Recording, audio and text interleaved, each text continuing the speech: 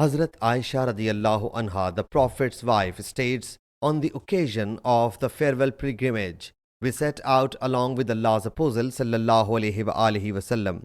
Some of us put on a special garb for Hajj and some of us for Umrah.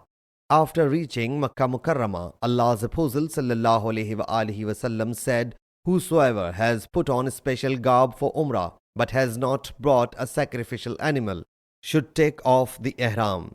And whosoever has put on a special garb for Umrah and has brought a sacrificial animal as well must not take off the ihram before offering sacrifice. And whosoever has put on ihram for Hajj must complete his Hajj. Hazrat Aisha radiyallahu anha states, I started menstruating and remained in menses until the day of Arafah.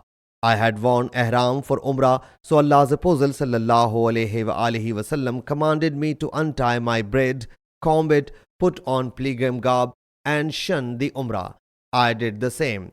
When I had performed the Hajj, Allah's Apostle sallallahu alaihi wasallam sent Hazrat Abdul Rahman bin Abi Bakr radiyallahu anhu along with commanding me to perform Umrah from Tan'im.